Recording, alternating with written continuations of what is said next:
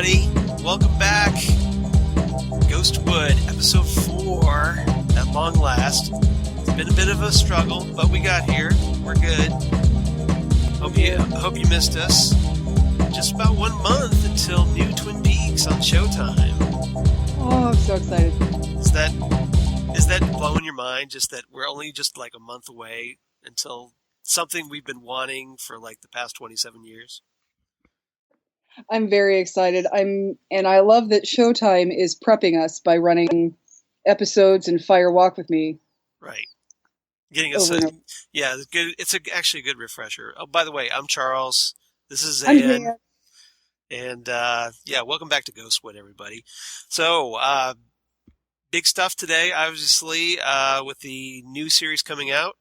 Thought we'd dive right in and go back to the original pilot from the original ABC television series from 1990.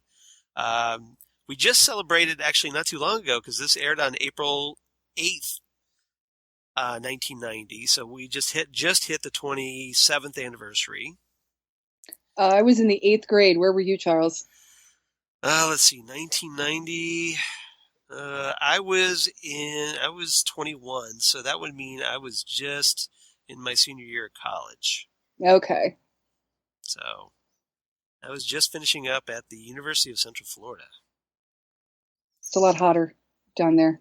Yeah, just a little bit. But, yes, I was finishing up Worthing Way Middle School in Worthington, Ohio.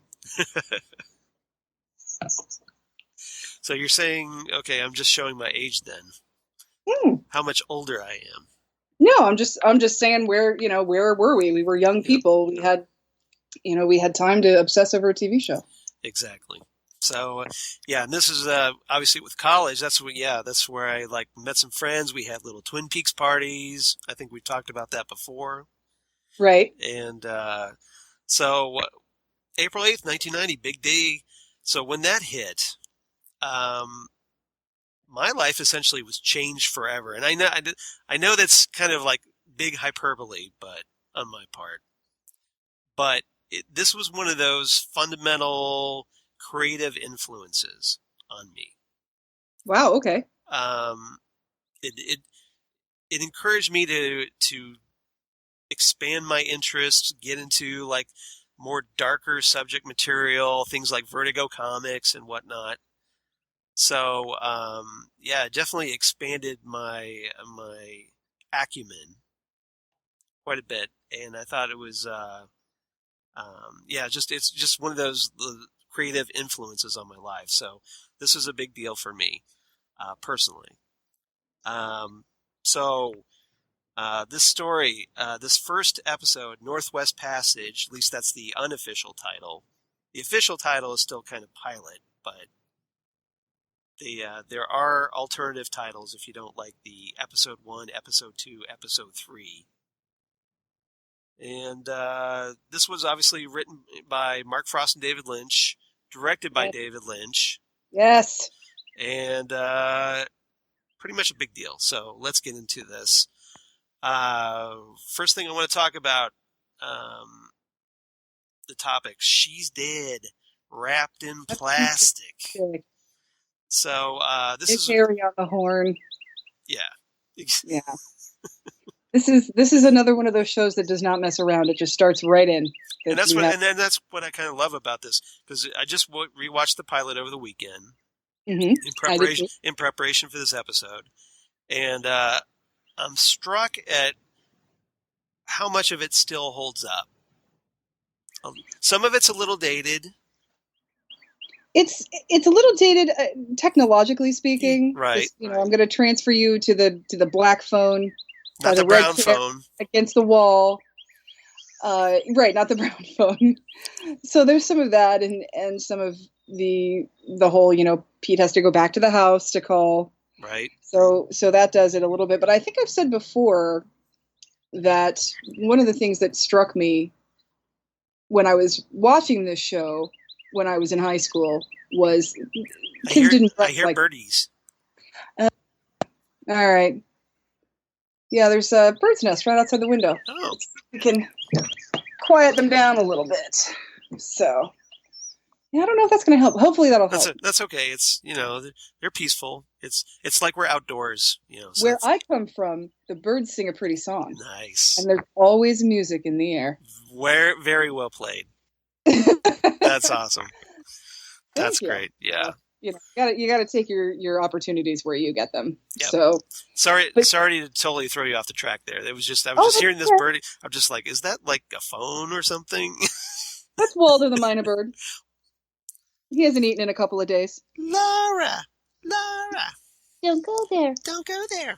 Yeah. Hurting me. Again, Yeah. we get ahead of ourselves. Exactly. So, yeah. That's a little farther down the road. So yes, exactly. We won't go into that. Still first season, but a little further down ahead. But yeah, kids didn't dress like that, so it almost feels even more retro than David Lynch usually feels. Right. Because they're this sort of dig that though.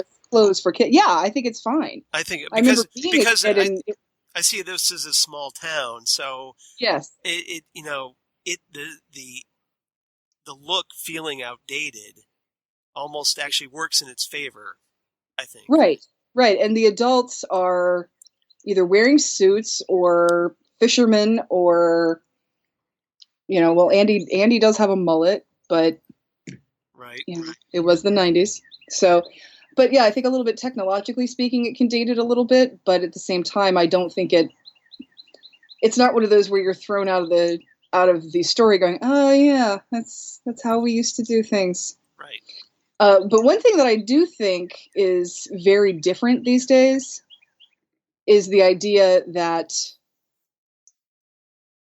two sets of parents would have no idea where their kids are and be like, oh, well, they're fine. Well, you and I know this from growing up. Right. In our, in the Gen X era. Right. That back in the day, you could ride your bike all day, your parents not know where you are, and it not really be that big of a deal. No, it wasn't. If you were home for dinner, you're fine. Exactly. As long as you showed up when you were supposed to show up. Because your parents, that was another thing, your parents knew the neighborhood. Right. So they would call your friend's mom or your other friend's mom or your one friend's dad and see, are they there? Oh, yeah, they went to the park. Or somebody always knew the last known location of you. And that's kind of what Sarah does.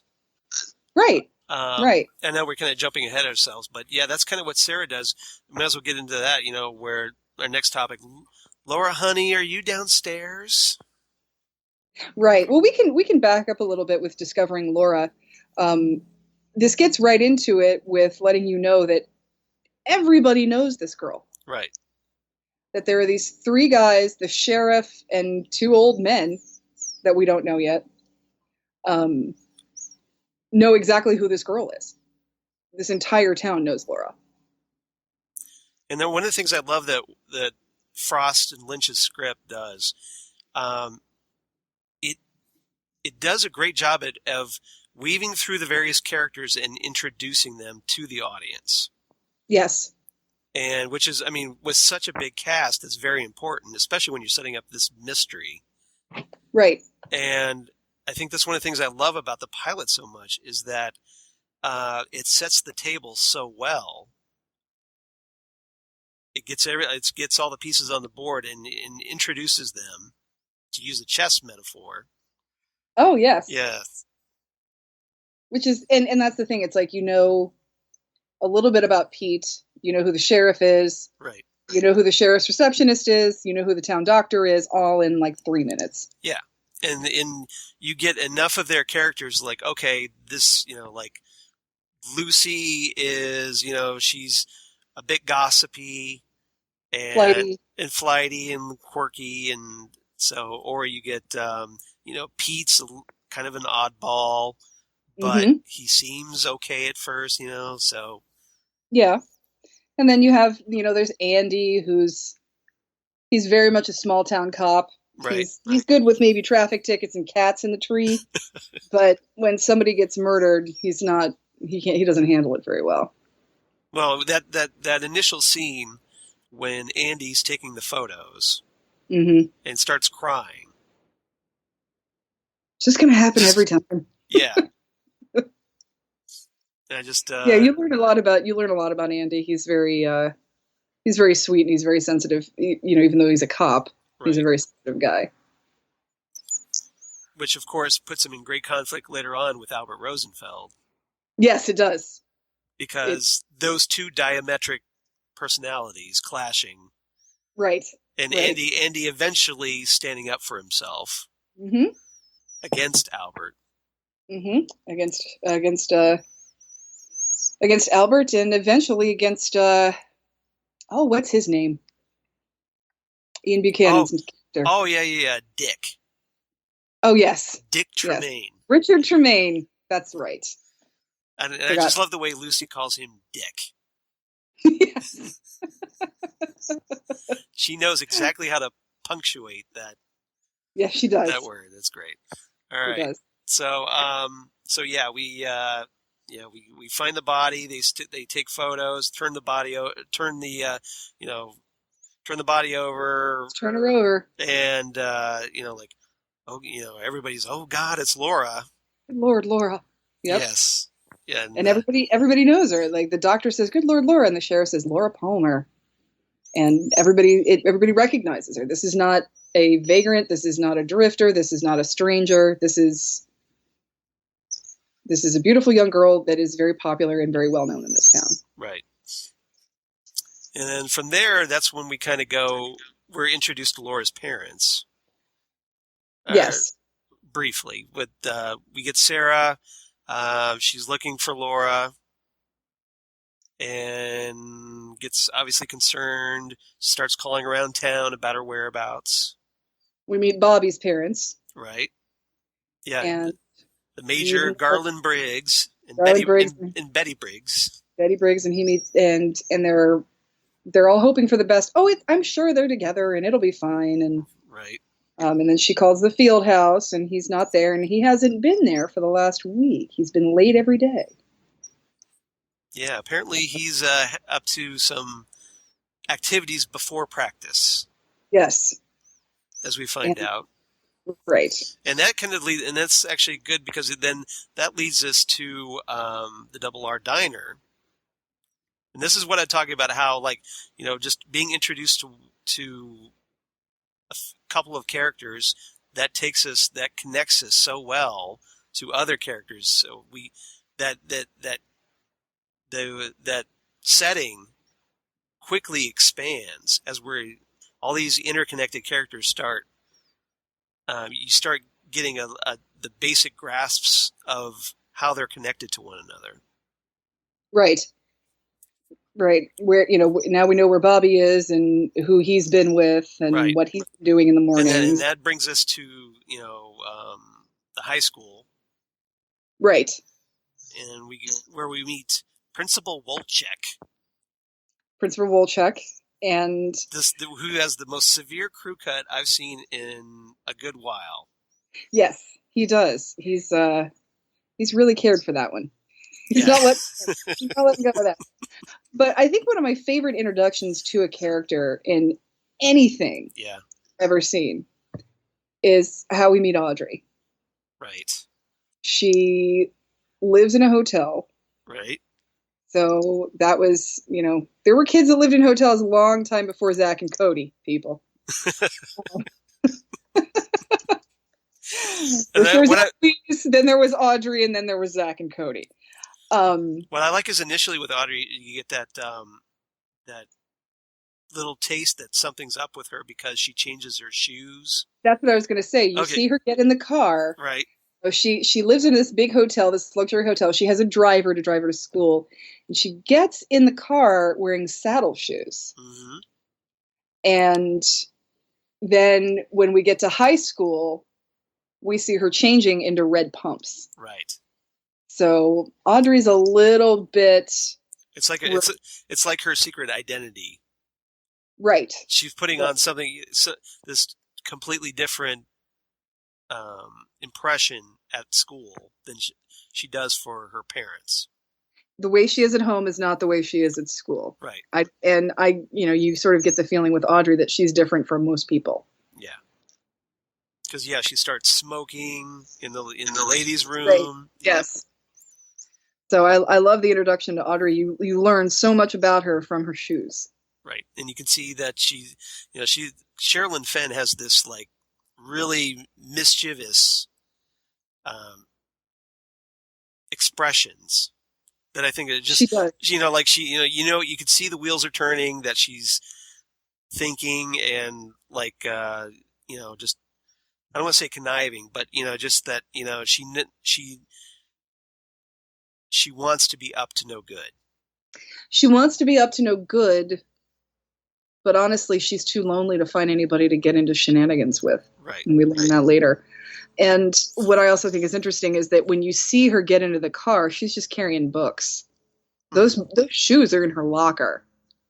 Those are just hidden from everybody until she gets to school. And she's very good at looking very innocent and looking very coy, and then very, like you said, mischievous. Right. She's up to something. And what I find interesting is that she's, there's nobody seems to be hitting on her. No, there doesn't seem to be any active love interest in no, Audrey's life. And now, is that her choice? Maybe we find out later, as the episode progresses, that she is another one of those people who acts childish and misbehaves for attention. Right. That's all she can do. It's the only way she'll get attention. And that's, we get an example of that when the Norwegians, even before the Norwegians, with the pencil in the coffee cup. Yes. That's a great scene where she sits down at the concierge's desk and with a pencil and a cup of coffee. Well, first she teases it, and she's either like, "What would you do if I did this?" Oh, you wouldn't. And then she just looks at her and goes, "Pop!" Pulls the pencil out. As soon as she says you wouldn't do that, well, her contrary nature almost forces her to do that, which I thought was great. And then she walks into the Norwegians and blows her father's deal. Is something wrong, little pretty girl? I'm sad. And everybody does that double take. The Norwegians are leaving. Yep. The Norwegians are leaving. And then Audrey's just standing behind laughing curtains, to herself, laughing, so excited for what she did. That was great. So, we talked about the high school. We got Bobby shows up. Oh, Bobby. Well, I guess we're kind of getting our house because initially he was with Shelley. He was initially with Shelley. So I'm kind of getting ahead of myself there. So he's with Shelley at the Double R, offers her a ride home. And you get the feeling that he thinks he's being very sneaky and just sort of off the cuff. But Norma knows exactly what's going on. I was just going to say that because she's totally got his number. Norma doesn't miss a lot of things. She's been around. No. So we sort of learn about Shelley as this, sweet girl who's kind of a rebel sort of. She likes the bad boys, obviously. She likes the bad boys, and we sort of also learn that she's married to not so nice of a guy. Yeah, because with Leo, that's where we learn that Shelley is in this horribly abusive relationship. Right, and the thing is, you can't expect any man to be happy about his wife having an affair, but Leo's the type of a guy that wouldn't even want his wife to get a ride home from somebody, regardless of who it was. So, well, he makes a big deal about the cigarettes she smokes. He's like, from now on, you smoke these. Exactly, and he's physical with her, controlling. Basically, I don't trust you 1 inch. Right. And so I don't, so this is what this is what you smoke, and if I see any other, cigarettes in the ashtray that isn't this, then I'll know something's up. You and I are going to have a problem. Right. And then he goes, of course, to the sock drawer and puts in a bar of soap and starts swinging. Yes, when he finds out that she has lost his favorite blue shirt, which we find out, is bloodstained. Dun dun dun. Done. What's Leo up to? Yeah. So, but yeah. So Bobby drops Shelly off, sees Leo's truck there, Mm-hmm. Backs up, freaks out because he slams on the brakes, and at this point, I'm watching this going, you think he probably heard the brakes screeching on the pavement? Yeah. Don't you think you wouldn't be a little? You would try to be a little more quiet. Goes on. Yeah. But Bobby's obviously not known for his intelligence. No, he's not. So. And then we see Bobby walking through the halls of the high school like he owns the place. He's very cocksure. Yeah. And stomping in, trying to get as much attention as he can. Yep. Kisses Laura's picture yep. in the trophy case. Yeah. And then he gets called into the principal's office. And then he's still cocky with the police too. Right. There, he doesn't know what happened, and then when he finds out what happened with Laura, he's sort of like thinks that something he knows he didn't do it. Right. But he knows something's up too, and he's because he sort of turns back and he says to the cops, he's like, I loved her, and she loved me. Like he's trying to convince everybody of that, including himself. I was just gonna say, yeah, he's trying to convince himself. I think because now we know from like Laura's diary and Fire Walk with Me about how insecure he was about their relationship. Right. And how badly she treated him. Right. And what she made him do. But obviously at this point, being the pilot, we don't know that yet. No, we don't know that yet. Right. So then we still see some other kids, and we see Donna and James. Right. And we don't really know much about Donna and James. They're just walking through the hallway, and have you seen Laura this morning? No, not yet. Sounds like a good day for a picnic. Right. Like, okay, whose boyfriend is he? We're not sure yet. So now everybody's in class, and they're like in homeroom. They're in homeroom, and then you see somebody run across the quad screaming. And I love that because it's this traditionally school setting, and you're like, okay, they're in school, and then all of a sudden there's that jarring scene of that girl shrieking across the courtyard. Right. And it completely unsettles you. You're like, what the hell was that? Yeah, and then Donna figures out there's something wrong, and then we sort of figure out that Donna's good friends with Laura. Right. And so then the teacher comes in and says there'll be an announcement, and then Donna starts to cry. Profusely. Right, and a bunch of other girls come around Donna and hold her hand, while James, who we find out is also in love with Laura, has to just sit there by himself pretending like it doesn't mean anything to him. Well, he keeps looking over at Donna. Right. Like he's like she's the only she is his only connection to Laura. Right. So she kind of knows. He knows that Donna knows. Right. So he's looking for some kind of emotional support across that room. But yeah, all he can do is just sit there and snap his pencil in half. Break his pencil. Yep. That's all he can do. So, yeah, we meet a lot of the main players, and we pencil don't. Had it coming though. That's true. Stupid math homework. Stupid pencil. Yeah, exactly. Yeah, we meet a lot of people, and we learn a lot about them without really, having a lot of spoken exposition, which I think is very, very well done. And then when Principal Walchek comes on the PA. And, starts, talking about, like, I'm dismissing classes, but, let's, say a moment, for our beloved Laura. And then he breaks down. And this is like, he totally breaks down.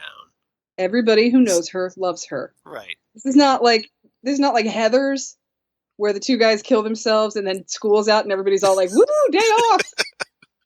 No, this is yeah. So it does and Lynch does a great job here of conveying how that one death affects the whole town. Right, and then we have Josie, yes, widow of the sawmill owner, shut down the sawmill for a day. So Right. this pretty much shuts down the entire town. Yeah, and then of course that's how we're introduced. Well, we we get the news that another girl has disappeared. She did not come home. Ronette Pulaski. Right. And we get a lot more with Ronette later on. Right. We don't quite know how she's connected to Laura, but she's gone missing the same time Laura has gone. And her father works at the sawmill, Packard Sawmill. So Josie decides, okay, all right, Pete, push the plug. And her sister-in-law, Catherine, does not want her to do that. No, and that's how we're introduced to Catherine, is because these two butting heads already.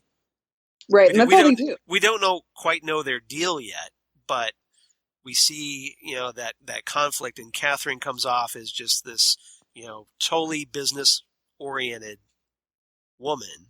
Mm-hmm.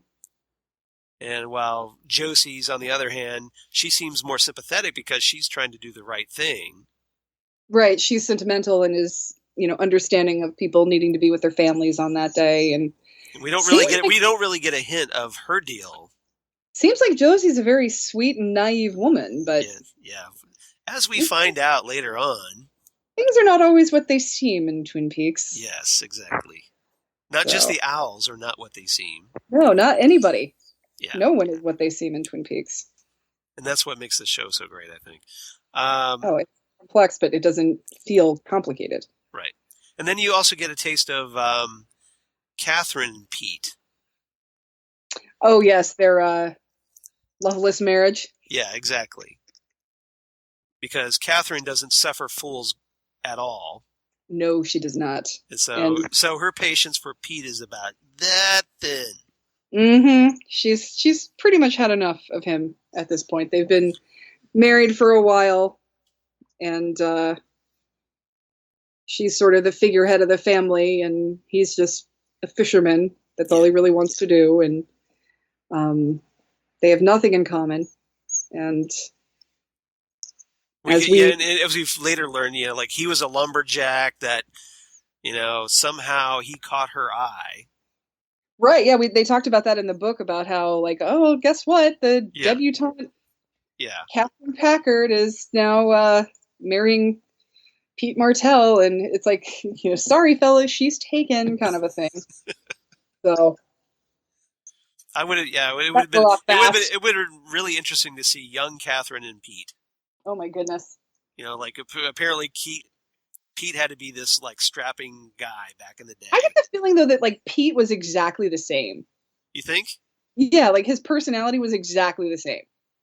He probably was, maybe broader shouldered and maybe a little more agile, but I think he's always been the way he is. He plays chess, he goes fishing. Right. Maybe Catherine hooked up with him to spite her father. Ooh, or to spite Andrew. Right. Yeah. Good question. But Andrew liked Pete.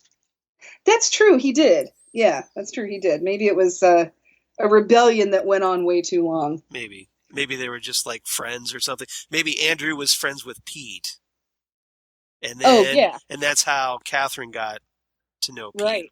I'm right. Guessing. I don't know. See, we're gonna fill in all the gaps, but the show doesn't tell us these things. We have to fill them in for ourselves. This is our own backstory fan fiction. This is our own. Call me. I'll write some more. No. No. All right. So let's see. We talked about that. Pete and Andrew, the lost years. Exactly. So at this point,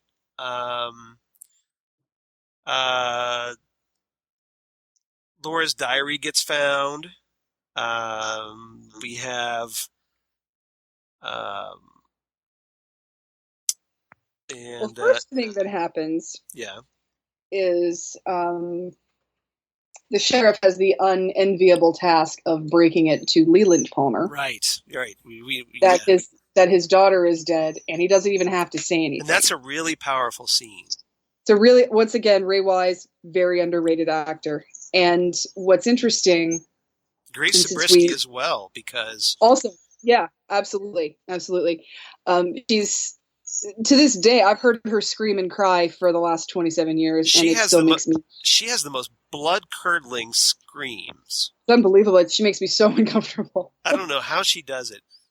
But what I think is interesting is that the sheriff comes in while Leland is on the phone with Sarah Palmer, his wife. Right. Gracie Brisky. And because she's looking for Laura, calls her husband. And at that point, that's when Harry pulls in the driveway at the hotel. And Leland comes in, and the sheriff talks to him for a little tiny bit, and he starts crying. And of course, you can hear Sarah on the phone, Leland, tell me what's wrong. Oh my God, oh my God. And then Benjamin Horne comes out and says, Leland, what's wrong? Well, he's more like, hey, we've got these Norwegians in here. Yeah, it's time to sign the we're ready with the contracts. Let's go. And then he sees that he's crying. He's like, what is it? And he just says, my daughter's dead. And since we talked last time about Fire Walk with Me, right, we know there's a reason why Leland knows that before anybody tells him. But I think it's interesting that he is able to come to that conclusion so quickly without anybody having to say a word. Well, this is where it kind of it leaves itself open to interpretation, I think, because you wonder, is it Leland finding out for the first time that his daughter's dead? Or is it Bob just pretending that he's finding out for the first time, even though Bob knows? Right. We don't really know. It's all nebulous. Exactly. So it's a very, very interesting question. But I kind of I would think that Bob would kind of get off on Leland's pain at finding out that his daughter's dead. Sure. Absolutely, he would. So he probably okay, I'm just going to turn this off and let him suffer. Right. Just let him feel it. Just let him feel it. And even then, it's like Leland's sort of there watching when he's inside Bob, so he kind of sees what happens and kind of knows what happens. So he's just letting it fly. So her parents know, everybody knows, and then Ronette comes across. Yeah, and Sarah just completely loses it. She totally checks out. She checks out. She has to be sedated. So we see Ronette come across the bridge, and Not we just know the Ramones song, by the way. 24 hours to go. I want to be sedated. Yeah. So Ronette comes across the bridge, and we know that the bridge is the state line. Yes. And because the bridge is the state line, this is no longer just a Twin Peaks jurisdiction case. No. And this is where the show really takes off at this point. So a dashing young FBI agent has to come into town. Would it be this dashing young FBI agent? It would be that guy right there. Yes. Yep, as I'm showing my spiffy new Dale Cooper Funko figure. Fantastic. Yes. Picked that up over the weekend. I've got my first three. I found these. We were at the mall. I was buying Lori, my wife, her 20th anniversary gift. I was going to say, how long have you been married to her? 20 years. Awesome. 20, yes. So I was buying her a nice bracelets at Pandora. Nice. And we were there at the mall, so I ducked in the Hot Topic to see if they had some, because sometimes they get some of these pretty early. Yeah, they do. So I picked up Cooper, and then I've got the Log Lady. Yay! Hi, Catherine Coulson. Yes, we miss you. We miss you so much. And then I also have Audrey. With her cigarette and... have on. Yep, she's got the saddle shoes. Saddle shoes, awesome. Yep, so she's got the saddle shoes with a cigarette. Nice. And she even has her Sherilyn Fenn's mole. Oh, fantastic. Sherilyn Fenn is one of the most beautiful, talented women who's ever walked the planet. She's very talented, very sweet, and will always be gorgeous. Yeah, I totally agree. I had the big crush on her back in the day. Oh, who doesn't still? She's amazing. Yeah. I absolutely adore her. So yeah, I've got my first three. Got 4 more to go for the Funko figures. Oh gosh. I have to get Bob. I have to get Laura wrapped in plastic. Yeah. And then they're having the Giant and Leland. Okay. So Leland with the white hair, which is even better. Oh. And he's got gonna have the eyes. Yeah. So I don't think I could have even the Funko version of Bob in my house. I don't. Scary. I've got to complete the set. See, that's the thing. That's why I don't even think I should start. I should just come over to your house and play with yours. You're always welcome. Charles, can I come over and play Yes. Twin Peaks? Yep. So, okay. So then, Agent Cooper. Sorry for that digression, but I had to bring No, that's okay. Absolutely. Yes. Go out and get those Funko. I just wanted to tell you about this before I forgot. I was just like, oh, I've got these. I want to geek out and show Xan what I got. Awesome. No, I think the more we talk about them, the more people talk about them, they might actually make more. You know, they might make a Man from Another Place. Exactly. That's what I'm hoping. Yeah, because I thought that was weird. It's like we're getting the giant before the Man from Another Place, but yeah, that's weird. That's not what I would have done. But okay. So, I think the Man from Another Place is more recognizable in his red suit. Maybe they just wanted to give save some characters of note for the Wave 2. I'm guessing. Oh, okay, that works. You know, like I would, because obviously you'd want to get like Leo or Shelley, Norma, yeah, Big Ed, or Nadine Nadine with like drape runners in her hand. Mm-hmm. I want Gordon. I want the Gordon Cole figure. Oh, with the hearing aids. With the hearing aids, that'd be great. So great. I would love to see a Man from Another Place that has a little button on it that when you press it, it plays the theme, and he plays Audrey's theme and he dances around. Right. That would be so fun. But so Agent Cooper comes to town because we are now cross state lines, so the FBI is involved. So yeah, we get Diane, 11:30 a.m. February 24th, entering the town of Twin Peaks. Had lunch at a place called the Lamplighter Inn. Damn good food. Yes. That whole monologue by Kyle MacLachlan. I mean, it's one of those iconic character intros. Got to find out what kind of trees these are. They're really something. But yeah, I still contend to this day that slightly overcast, 54 degrees, perfect weather. Yep. My perfect weather. So he comes into town. Going to be meeting up with a Sheriff Harry S. Truman. That shouldn't be too hard to remember. So, yes, for those of you who are thinking, Sheriff Truman, what? Yeah, that's his name, Harry S. Truman. For those of you who've actually stayed awake in American history class. Right. Yes, the Sheriff of Twin Peaks is another Give Him Hell Harry. Right. So, and the Twin Peaks Sheriff's Department is a lot more cooperative with the FBI than. Yeah, well, and that's one of the things that when Cooper shows up, I think because he's had, as we've seen in Twin Peaks Fire Walk with Me, the FBI and the locals don't always get along, and Cooper tries to warn Harry about that a little bit. He's like, look, the Bureau's here, the Bureau's in charge. Bureau's in charge. Well, like I said, we're glad you're here. Right, and Harry, I think, just surprises Cooper because he's like, we're just happy you're here, dude. Yeah. Thanks for bailing us out on this one. Yeah. Help us figure this out, please. Yeah. So they go in to examine Laura's body. Right. And Cooper seems to be looking for something specific. Right. And this is where we get that a very Lynch style scene because the power is not working very well in the morgue. Yeah, apparently there's a bad transformer that is affecting the fluorescent lights, so they're flickering. So it's almost like a not a fast strobe effect, but it's just a little bit of a strobe effect. It's very manic, and it's again, it's in the morgue. I mean, it couldn't be creepier. Yeah, so it's pure Lynch in this scene.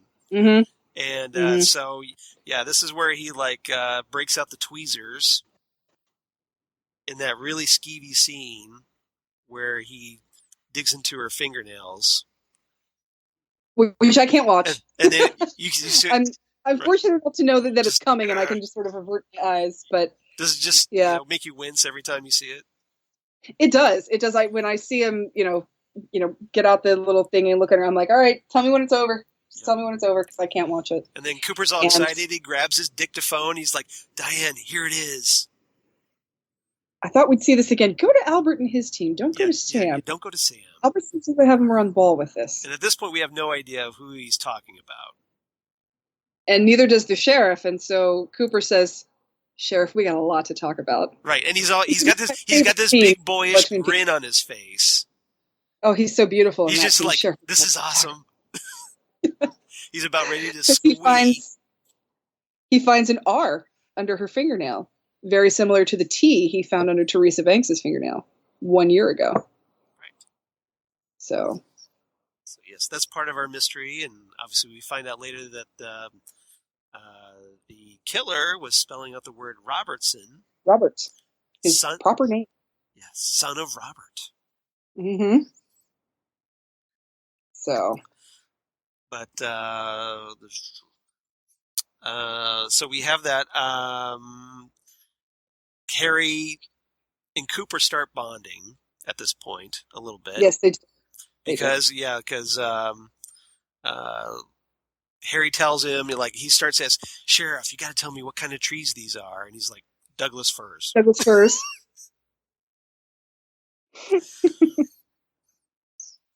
But so they go to visit. I think at this point they visit Ronette in the hospital, who does not have a letter.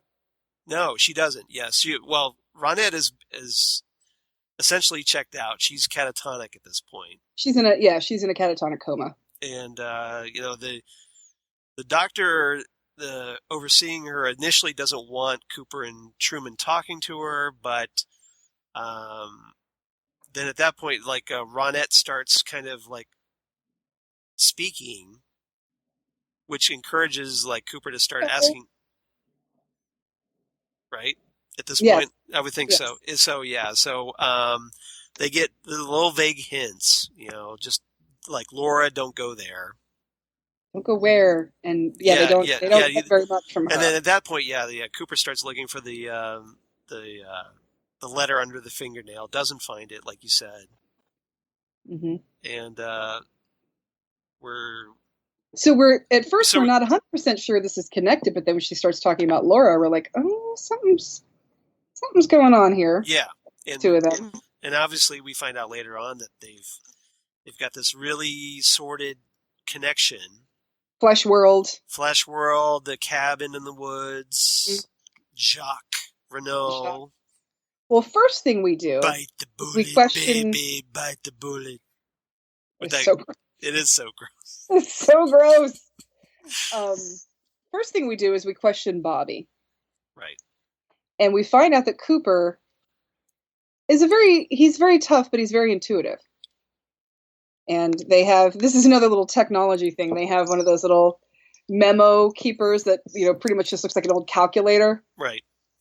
And he's in the middle of talking to... and this was before PDAs even. Before the Newton. Yeah. Yeah. So he's in the middle of talking to Bobby, and he just starts typing something, and he just shoves it over to Harry, and it just says he did not do it. So Cooper knows that they're just here for information from him. Yeah, nowadays you probably just type a text message.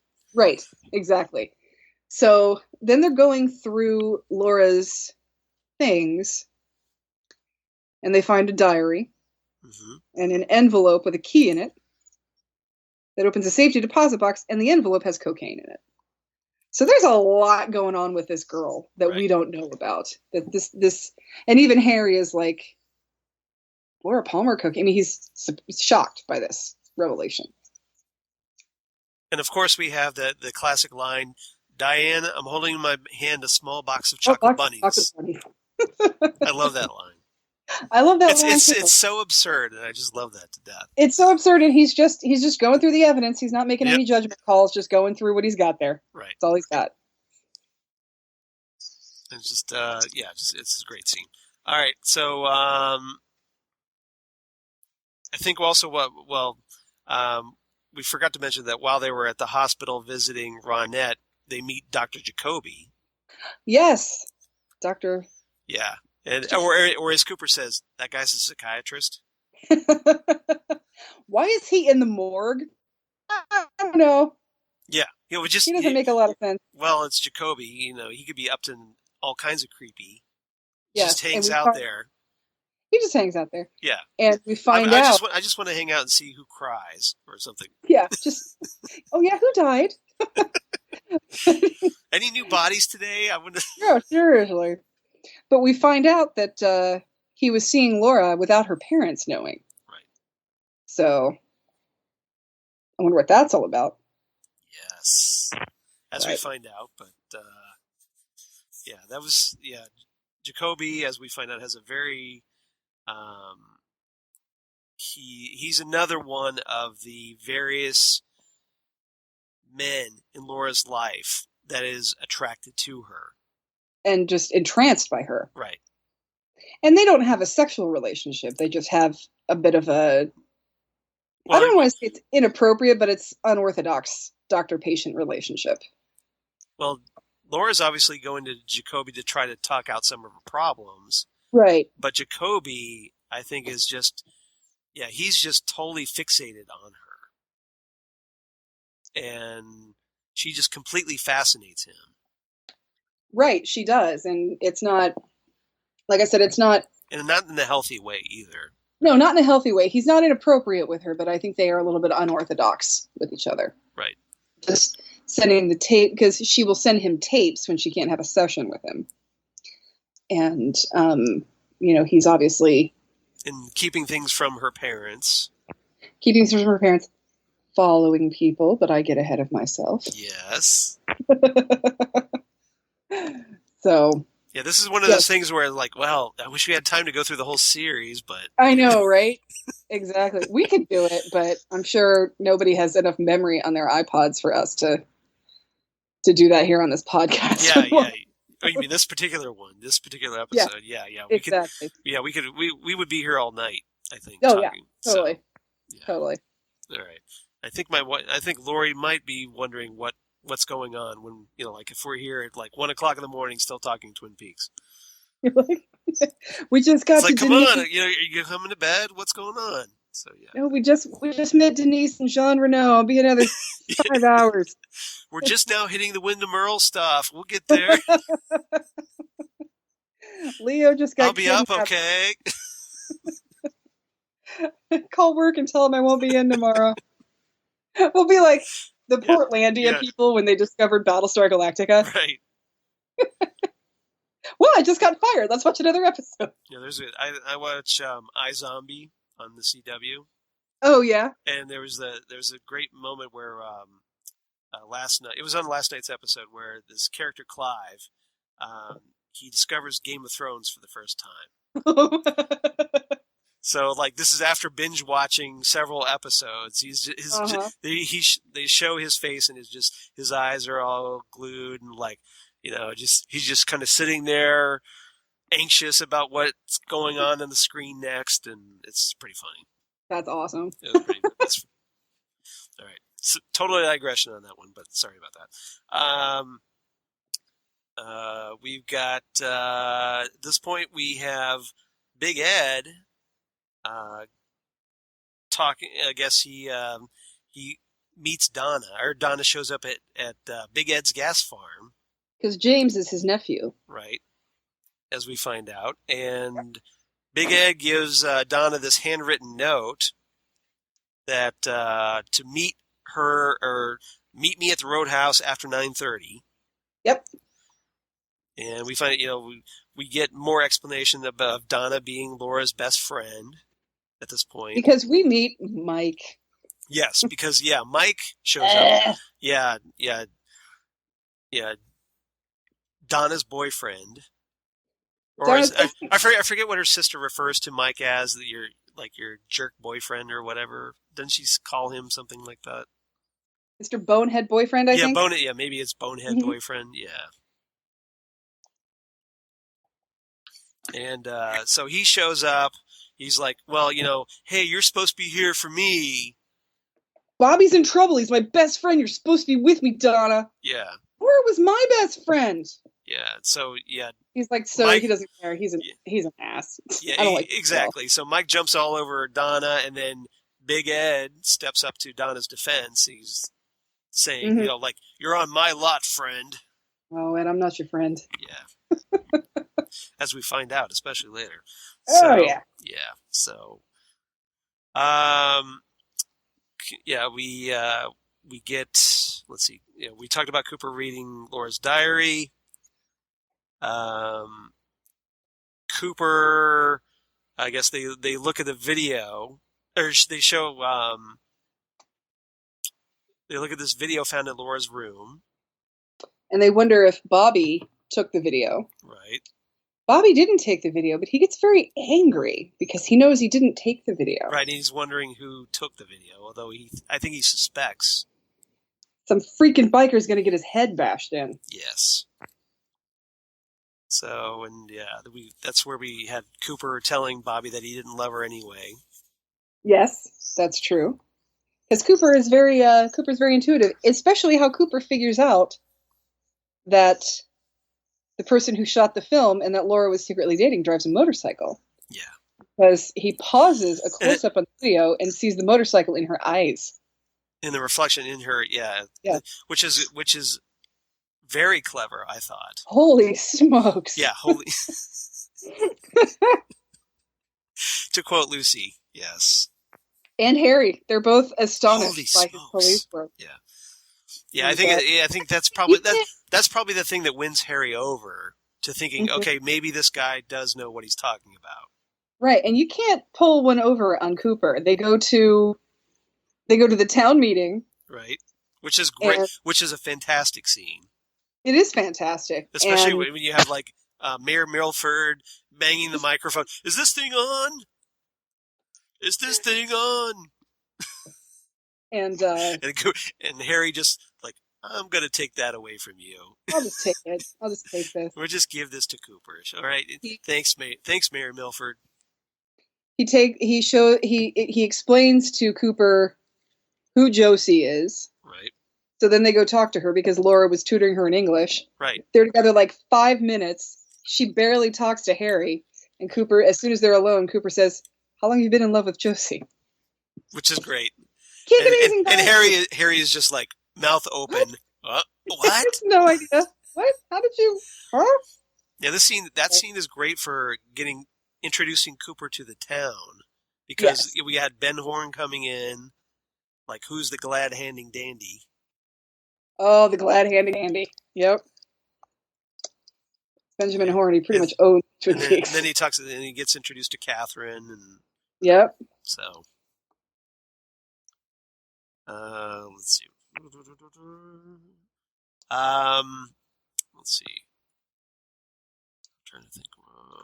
Where were we? So, I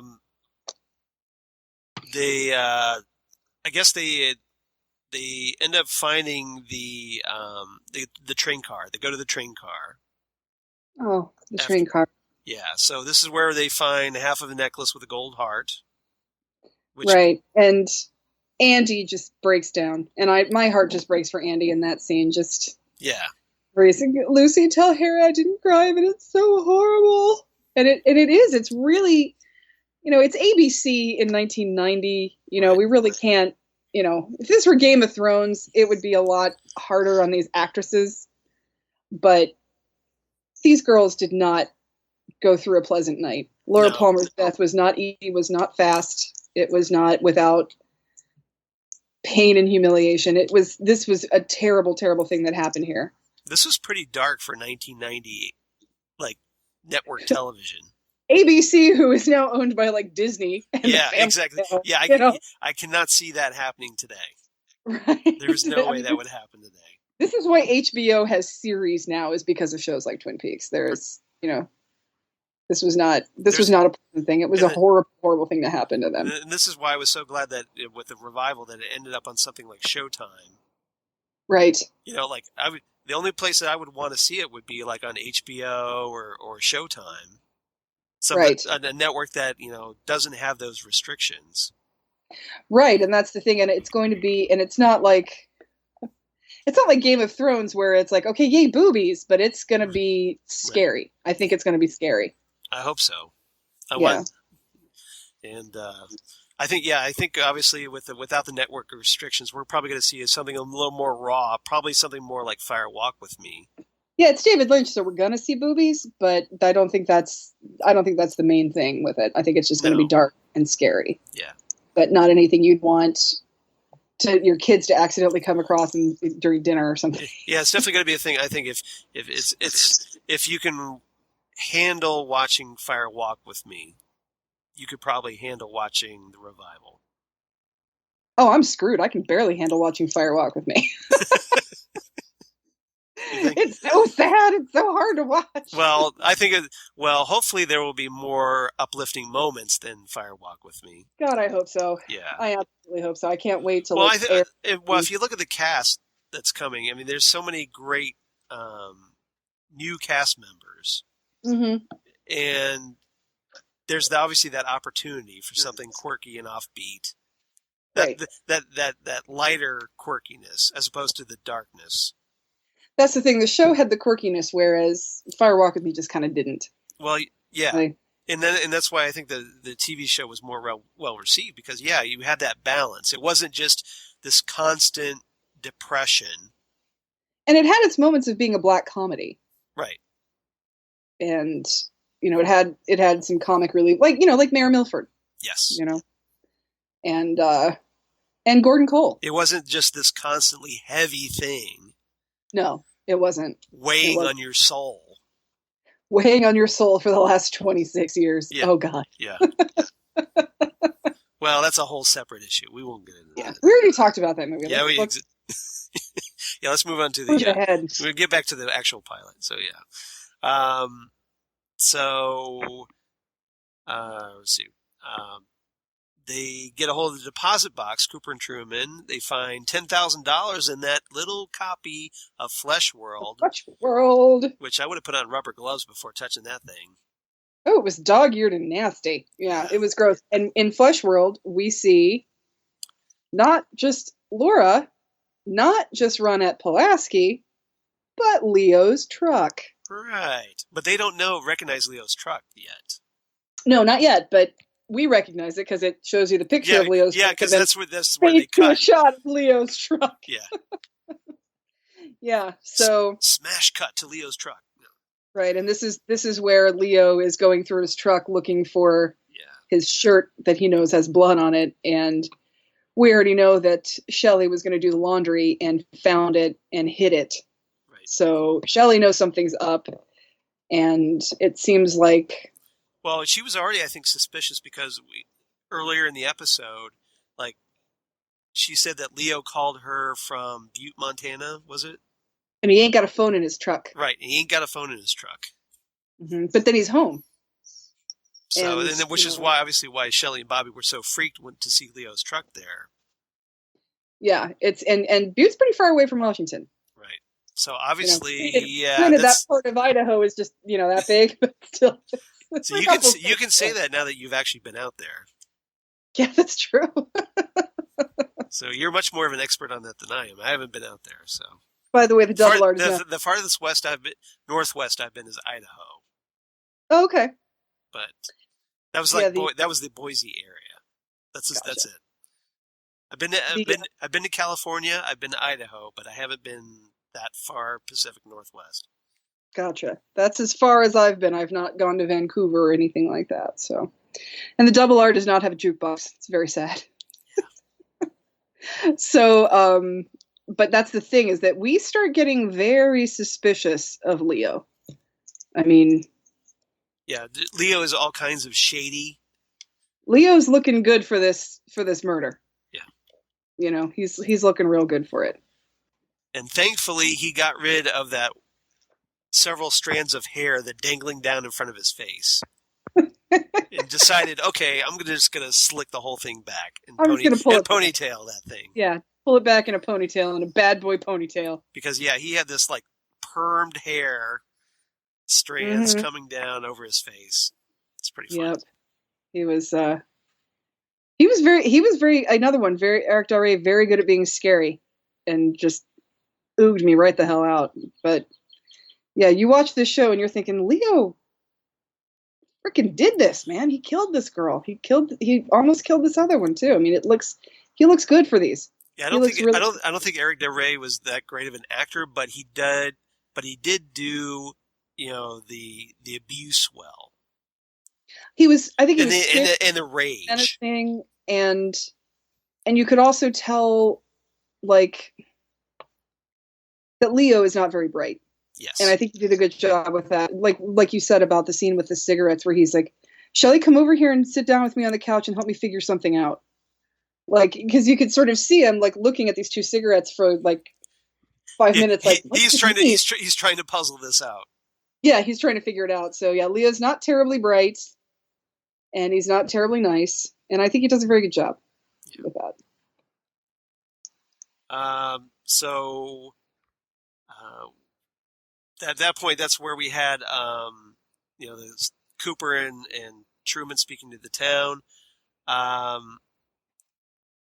We had, he was like, recommends that there's like a curfew to everybody under the age of 18.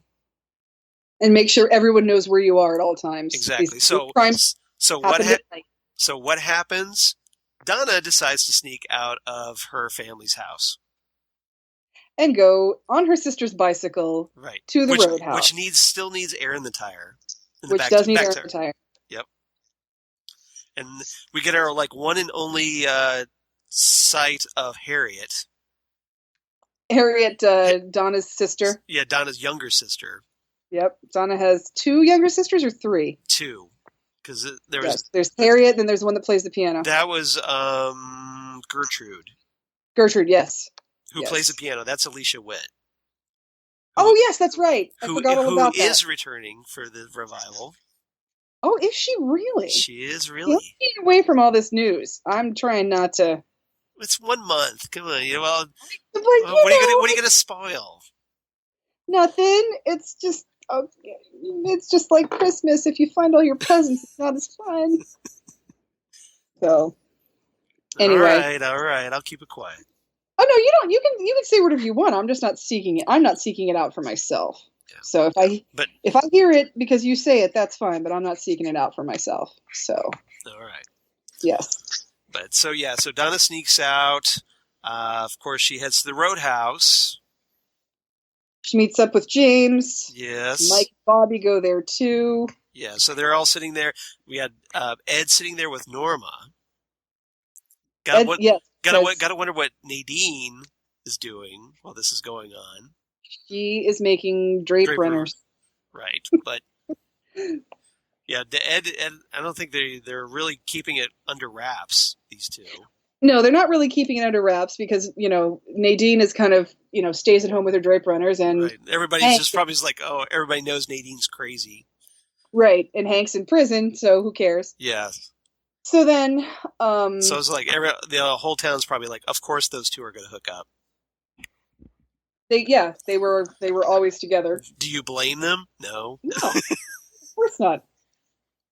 So we go and so Mike and Bobby show up looking for Donna, and then and of course Ed tries to intervene, but a fight happens, and Ed kind of gets his ass handed to him a little bit because Jacques Renault spiked his drink. Bar, slipped him a Mickey. Yep. And lights out, Mr. Monkey Wrench. And then what's his name? One of the Bookhouse boys says, "Come on, I'll take you to James." Joey Paulson. Joey Paulson. Yes. And so, and unknown to them, Cooper and Truman are outside the roadhouse, sitting in their truck. Harry's truck. Yeah, Cooper's whittling a whistle. Yep. And how about we whistle up some backup? So he takes her to James, and Donna found out about the necklace. Right.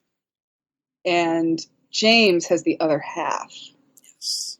So assuming that the police are going to think that the person with the other half of the necklace is the killer, they decide to bury the necklace. They have to hide it. So they decide to bury it in the woods. They put it under a rock, and supposedly they could find it. I don't know how they would know where it was, because they're burying it in the dark, in the woods. They're burying it in the dark, in the woods. Yeah, it's with lights on. Yeah.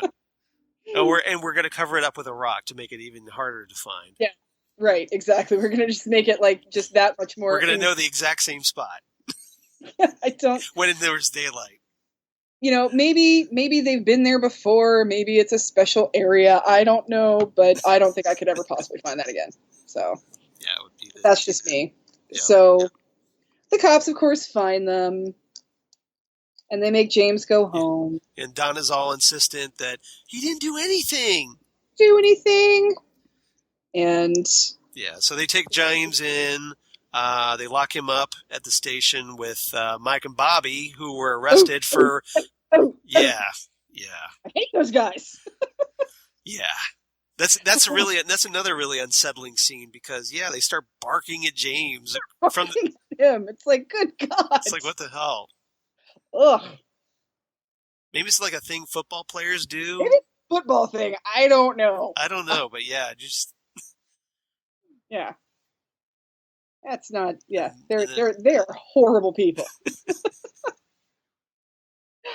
Mike more than Bobby. Mike, we see Bobby's like vulnerable side a little bit. Well, I think Mike is just a jerk, but Bobby seems like he's totally nuts. Bobby is the way something made Bobby the way he is. Yeah. Mike is just an ass. Yeah, Mike is an ass, but I think Bobby's just damaged. Bobby's damaged. Just and that's probably because of Laura being with Laura. She made me sell drugs. Yeah, exactly. Just his whole thing, and so we can't stand that. So then Donna has to get picked up by her father, right, at the police station. So I hear you needed to put some air in the back tire. We have one last piece of business, young lady. Where's your bicycle? It's a very sweet scene. It's very sweet, and you really learn a lot about how nice of a guy Dr. Hayward is. Right. That, it's like, you went out and you promised you'd put air in her tires and you didn't do it. We gotta go fix that. But you would expect him to like go off on Donna. Like, how dare you just, like you could have been killed. Instead of freaking out though, he's just like, we're just so lucky to have you because you're such a wonderful daughter. And he knows that it's very warm and fuzzy. Right. That's the thing is he knows that her best friend was just killed. She's not going to be perfect. Right. She's not going to act perfect. She's going to need to do, she's going to go a little crazy. And he understands. It just shows why Doc Hayward was such a great TV dad. Oh, he's the best TV dad ever. Him and like Malcolm in the Middle's dad. Right. Bryan Cranston. Bryan Cranston. Yeah. Hal, what was their last name? I don't even remember. I can't remember either. Yeah. But him and Malcolm in the Middle's dad. Those are my favorite dads on TV ever. But so everybody, it's now nighttime and everybody's home safe and sound. And now it's dark. Mike and Bobby are in jail and Donna's home safe and everybody's okay. And then we see Sarah. Well, first we have Sheriff Truman going to see Josie. Yes, having a we get that little taste of that fling that Cooper was picking up on. Yep. And this is it where it happened 24 hours ago. Mm-hmm. And that's the point. We cut to Laura's mom, Sarah, who's kind of dozing off. She, like we said earlier, she's sedated early. Which I absolutely love this cliffhanger. Oh, this is incredible. It's a fantastic cliffhanger where she's obviously because she was on being sedated, she was out cold, and then she has apparently a vision. Right, vision of flashlights in the woods. Yeah, first you think, well, is she having a nightmare? But as we find out later in the series, it was an actual vision. It's an actual vision of what's happening right now. Right, and then she sees like someone, a dark figure with gloves on, digging out, lifting that rock and removing the other necklace, and then we get another blood-curdling scream from Grace Zabriskie. And then the show's over. And you're just like, oh, I got to see the next episode. What just happened? Yes, yeah. I have to wait 7 more days for this? What? This is terrible. Oh, my God. Yeah, and then a legend was born. And a legend was born. Yes. So obviously somebody was able to find that rock again. Yes. And So. obviously we find out later that, surprise, guess what? It was Dr. Jacoby. Dr. Jacoby is just up to no damn good. Because he was all creeping around. Yep. Well, no, what was he doing in the woods? Just happened to be walking around. Yeah, he was following Donna and Bobby because he was the only other person. I mean, Donna and James. Not Bobby, Donna and James. Yeah. He was the only other person that knew about James. That's true. So he must have been at the roadhouse. Probably, yeah. Yeah, he was followed them from the roadhouse. Yep. Probably just sneaking around. Jacoby shakes fist. Oh my goodness. Yeah. So, and I just would like to reiterate Dr. Jacoby, Russ Tamblyn, Benjamin Horne, Richard Bamer. Yeah. West Side Story. I absolutely love that. Just little things like that David Lynch does that are throwbacks to old Hollywood. Right. You know, like naming Gordon Cole, which is a character name from Sunset Boulevard. Right. And of course, Leland Palmer. Yeah. Well, Cooper, he makes the comment about that Cooper's name sounds like Gary Cooper. Mm-hmm. You know, that's where Jacoby is like, you know, you mean Gary Cooper? Right. Agent Cooper. So yeah, there's all kinds of throwbacks to old Hollywood, which I think is very fun. Right. So normally that would have been like, okay, you know, gotta wait for the next week. But over in Europe, they didn't know if this was going to be a series. Yeah, they basically released this as a video, as a 2-hour movie. Yeah. So what they did, interestingly, was is different. She has a different vision. Yeah, she has a different vision, and we have so basically we have the pilot over there was essentially identical except for like the last several scenes, which actually reveals Laura's killer. Right. And for a long time, that was the only thing here in the States that was released on video. Right. There was the pilot movie, but not the pilot episode. But then they did an entire series they did the whole first season on videotape, but it was still the pilot movie. You didn't have the pilot episode. So if you were like me and missed it and only saw it on videotape, you see this vision that Sarah has, where she's dozing off, and what it is she's remembering going through the house and looking for Laura, and she remembers being in Laura's bedroom looking for her, and it pans across the bedroom again, but this time Bob is at the foot of the bed. Right. Sort of staring at her, and then of course which is all kinds of creepy. All kinds of creepy. So she wakes up with a fright again with a scream. And a phone call, my wife saw somebody in the house, please come over. And so we have this whole thing. And they are able to... So, like, yeah, they have, like, Andy make a sketch and... Right. And they're able to locate Bob and go and question him. And, you know, when I was younger and I saw this on video, I'm like, wait a minute. What is the deal with this? They find this guy, but then the next day Cooper has a dream about who killed her, and then... she's not, but he doesn't remember. Does he not remember doing this? Like, it made no sense to me. And then I learned that was actually a pilot for a movie for Europe, and the pilot for us was something completely different, which I was able to locate and watch. And when I saw it, it blew my mind. Yeah, I was just amazed. Yeah, by that. This is something back in the because back in the olden days we had the VHS. And so you had to track down this book. You had to go to a store to rent a tape. Yeah, so you had to go to like certain like video stores like Blockbuster or something to and I hope they had like the European version on video. Yep. That's how I saw it. Yep, that's what I did too.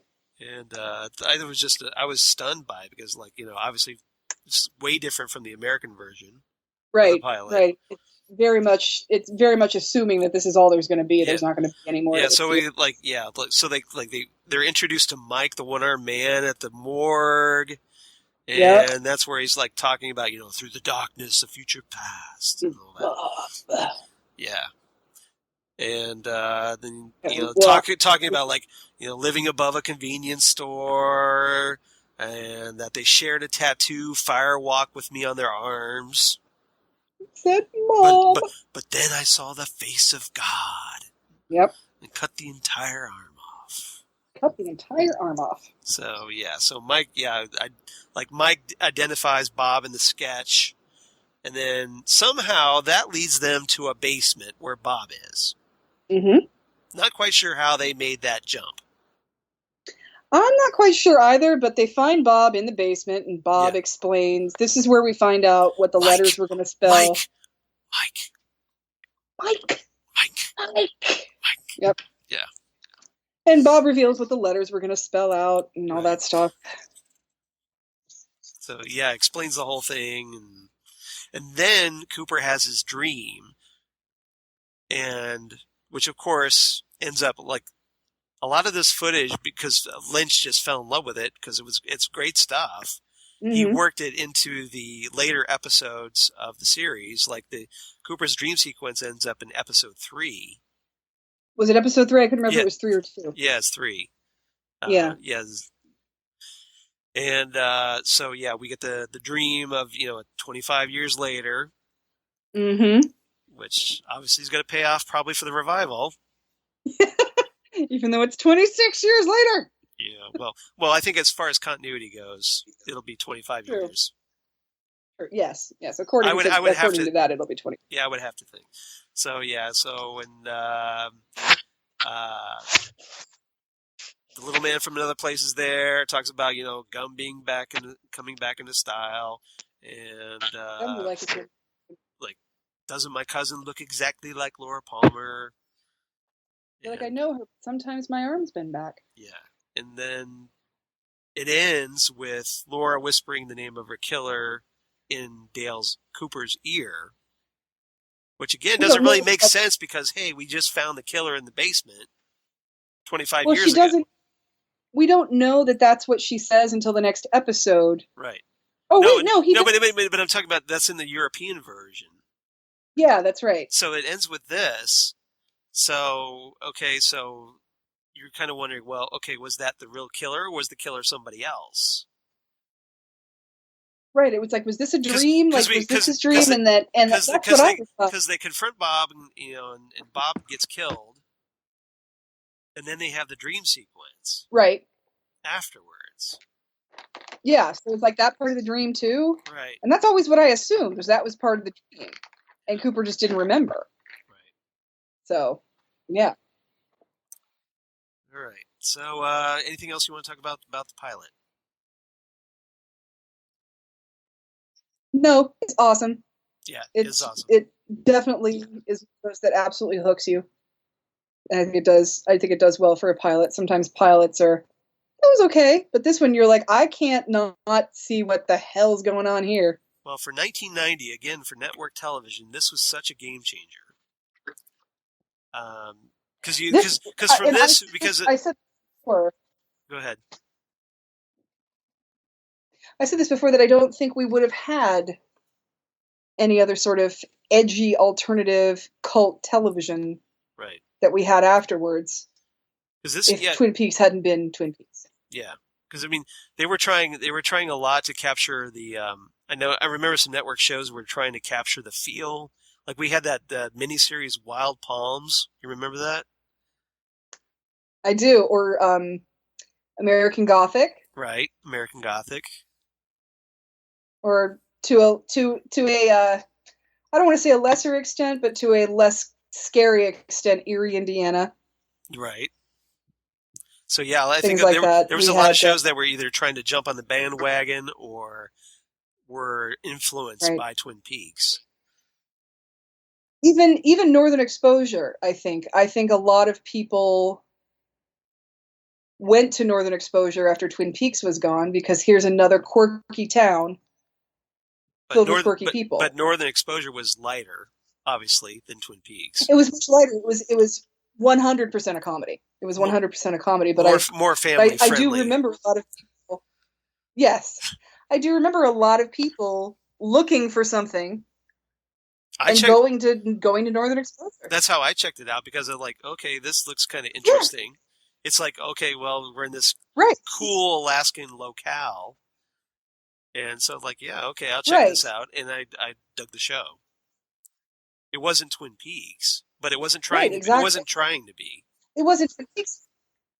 It was its It own wasn't thing. trying to be, but it had enough elements that I think a lot of us that needed somewhere to go Yeah, after Twin Peaks was over, we had something else to get hooked into. right. I think so. Was something like that. And you can say that there would never have been a Twin Peaks if there hadn't have been a Dark Shadows. Mm, that's a good. But That's a fair at the comparison. same time, I think Dark Shadows was like watching a Hammer movie every day. Yeah, it was your daily. Whereas Yeah, Twin Peaks was something completely different. I think, it was like Christopher yeah, Lee's you Dracula, got the the TV show. exactly. Jonathan Frid every Yeah, day. yeah, So I think you had a Star Trek helped pave the way for people getting completely obsessed with television, and Dark Shadows paved the way for people being interested in a quote unquote soap opera of a different vein. I think it was more. It was more like the first, But like one of the major first cult shows. Like Twilight right, Zone, right, and right. because it definitely Dark Shadows had that cult following. It absolutely did. And like I said, it was like the same way Twin Peaks was like a soap opera, Yes. where it was a continuous story. That was the thing about even not Twin Peaks, Twilight Zone, and even Star Trek. Twilight Zone didn't even have recurring characters. It definitely didn't have recurring storylines, and even Star Trek were standalone episodes. It was a different story every time. Right. Whereas Twin Peaks was a continuous storyline, and I think Twin Peaks really solidified the concept of obsessive cult television. That there are going to be people that will watch your show obsessively and we'll be talking about it 27 years later. Yep. Totally agree. I don't think that there's yeah, there is Star Trek, but Twin Peaks was edgier than Star Trek. I mean, Star Trek was as edgy as it could be at the just time. a little bit. But Twin Peaks took it just a tad, just a tad with. Well, to be fair, there was also that people 23 years What's difference. going on? Yeah. Yeah. I think it was yeah, it was exactly. like a generational shift. I think so. You had everybody who had sort of grown up on television being something you do all the time rather than being something you do in the evening. Yes. When there's the television being an event as opposed to television being a way of life. Right. So then you had Twin Peaks. Yeah, but Twin Peaks was almost like like it was like it was must watching. It was that water cooler show where you talked about it the next day. You're like whoa, what was that? What was going on with that? Or what do you think about the killer? And it was don't make any plans. Yeah. Don't make any plans on a Thursday because Twin Peaks is on. Exactly. So what's your rating it was before. So what's your rating for the pilot? Yeah, for the pilot. 10 scale. What would you give that? Pilot gets 10 fish and percolator. Nice. I give it 10 out of 10 broken heart necklaces because this pilot is a home run from beginning to end. I've watched this thing. I would give the European movie. Yeah. Yeah, I give the European movie an 8. But I give the pilot a 10. I probably give the European movie about an 8.5. But okay. Yeah, it's not a 10 because there's that ending is just obviously tacked on. And it's an ending. You want more. Exactly. You don't want it to just be done. Right. There. Yeah. Yeah. It just seems like everything's all wrapped up far too neatly. for my liking. Mm-hmm. Yeah. And a little too fast. It feels like everything gets wrapped up in the last, 10 minutes. Exactly.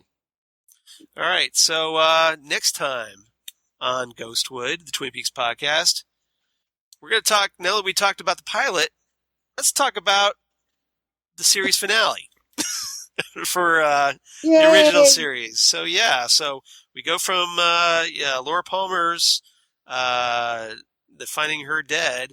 Now we're going to be all the way to the series finale where we watch in horror as Dale Cooper enters the Black Lodge. I still don't like talking about it. In Beyond Life and Death. Well, I hope you like talking about it enough to talk about it in an episode. But oh, I could talk about it. I'm just not gonna. I'm probably gonna start crying again. Yeah, so terrible because it's such a tragic ending. That is. It is one of the. Do you think one of the absolute saddest endings? Yeah. Hopefully, do you think maybe with the revival that maybe some of that might be mitigated as we hopefully learn more? I so hope so. I hope we learn more, and I really hope Cooper hasn't been in there this whole time. I kind of think he has been. I know, I'm worried about that too. It's like, that would be great storytelling, but it's really bad for somebody who's like a Cooper obsessed fan. Right. Like myself. Yeah. So we'll find out. So either Bob has just been lying dormant for 25 years and decides, okay, now's a good time to become active again, or I don't know how they're going to do it. It'll be interesting. Or regardless. Or that at some point Cooper got out of the Black Lodge and went off somewhere, vanished, maybe reappears. Who knows? Is he going to come out of the woods like Leo or Major Briggs or or the Log Lady or Carl Rod or any of those people? That'll be interesting. Yeah, it could be. He'll just come walking, or Philip Jeffries. He'll just be gone and then all of a sudden show up. He's the manager of the Fat Trout Trailer Park. He took over from Carl. Carl's in a retirement home, so Cooper took over. Everybody who lives there is named Chalfont. There's like 12 spaces. They're all named Chalfont. Exactly. So next time we're going to talk about the original series finale, and that was from 1991. And now it's going to be interesting because now that we talked about this, like skipping all the way to the end, it's like a huge fast forward. Yes. But hopefully you'll come back. We're going to try and do this in hopefully a few weeks because, hey, in a month, we got new Twin Peaks people. New episodes at last. Then we'll get to talk about new episodes. Yeah, then we could be all speculative about what's going to happen next, and it's going to be great. So and because it's Showtime, we're going to have to wait episodes again, so it'll be just like 1990 all over again. Yes. Except this time I have a DVR, not a VCR. The good old days. Yes. Yeah. Or the on demand, because it'll be on demand too, probably. But all right. Yes, that's true. But I don't think they'll put it out like, how Netflix puts out an entire series at once. Yeah. That's going to be the frustrating part. I think they'll still it for us. Yeah. Well, I think that's why they're supposedly airing a couple more episodes after, or like putting them on demand. I think because if I remember correctly, that they're doing like the 2-hour first episode. Mm-hmm. And then they're putting episodes 3 and 4, or hours 3 and 4, on demand, so that you could watch it ahead. Oh, yeah! It's slumber party. Yeah, pretty much. So that could be. I could be dragging myself into work the next day, going. Seriously, yeah, Twin Peaks. I'm running on 2 hours sleep, but totally worth it. Yeah, how many people are going to have like the stomach flu on Monday the 22nd? Like, oh, I can't come to work today. I'm calling a Twin Peaks PTO day on that Monday. Yeah, exactly. Let's just all take the day off. Yeah, we just need a Twin Peaks holiday. We're just going to be up all damn night, and we're well aware of it. We're not even gonna pretend. Because once you watch those episodes, you're going to be like on the internet typing away, type. Like exactly, or your if you're phone, gonna be like me, or your phone. You'd be texting away. Yep. I'm gonna be on. I'm gonna just rewind the DVR and just watch it again. Watch it multiple times. I will probably do the same. That's the scary part. So yeah. Yeah, we're not even going to pretend, are we? But see, this is why you come in here to Ghostwood because you've got two totally obsessed Twin Peaks geeks. You're here to, we're here to help you obsess. Exactly. That's what we're here for. We understand your pain. We understand. We know what it's feel like. Your pain. We know what it's like to live in the world of Twin Peaks where no one is innocent. Yep. All right. So, Xan, where can they reach you when you're not here on Ghostwood? I am on the Facebook. You're on the just Facebook. My name, Xan Sprouse. I am on the Twitter, Udinax19. Yep. I'm on the Instagram, Udinax19. And I'm on the Snapchat, but I don't really do much with it, so I would just stick to the Twitter and the Facebook. I haven't hit the Snapchat yet. Well, I just don't need to look like a dog or have flowers on my head, Yeah. Yeah, I'm not 13 years old. I have no desire for that. 13, I can text. I have nieces who do that. Texting, so yeah, I'll let them do that. Yeah. Cool. I'm old grandpa guy. I don't do that. In my day, we had Twitter and we liked it. Yeah, exactly. All right. So, of course. What about you? Where can they find you? They can find me at Charles Skaggs on the Twitter machine, at Charles Skaggs on the Instagram. Facebook, of course, Charles Skaggs. Google Plus for all you crazy kids on the Google Plus. And, yes, I'm also on the Google Plus as Udinax19. So you're on the Google Plus? Mm-hmm. Udinax19 will get you to me. There you go. So yeah, please follow and like her all over the place because she's awesome. Oh, and same with Charles. He's awesome too. I'm not nearly as awesome. I'm like, you're like way up here, and I'm like way down here. You guys can't see like the awesome collection of comic books Charles is sitting in front of. He's pretty awesome. It does make a nice backdrop, doesn't it? It does, yeah. Yep. As I sit here with my Funko figures and my comic books and stuff. So that's pretty amazing. And of course, I've got my blog of geeky things. Damn good coffee and hot. Damn good coffee and hot, where I talk about Twin Peaks, of course, and all kinds of comics, sci-fi, TV, movie goodness. So please check out my blog.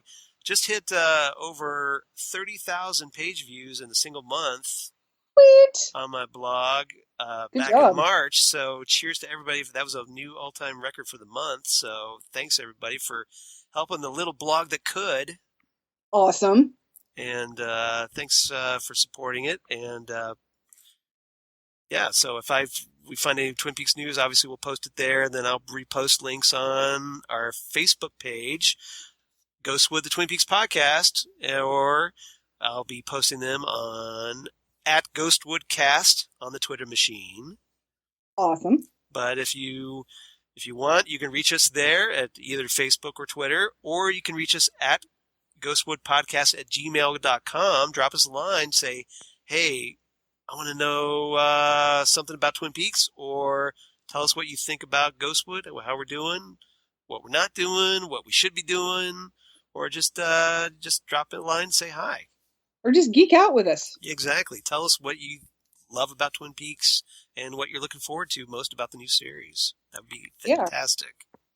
Exactly. And I guess that about does it for now. We're running a little late here in the wee hours of almost 9 o'clock p.m. Eastern Standard. But I need to get some dinner. So I do too. Yep. So you've had a busy day. I did have a busy day. I had to go to the office and then wait for my husband to pick me up after getting new tires. Yeah.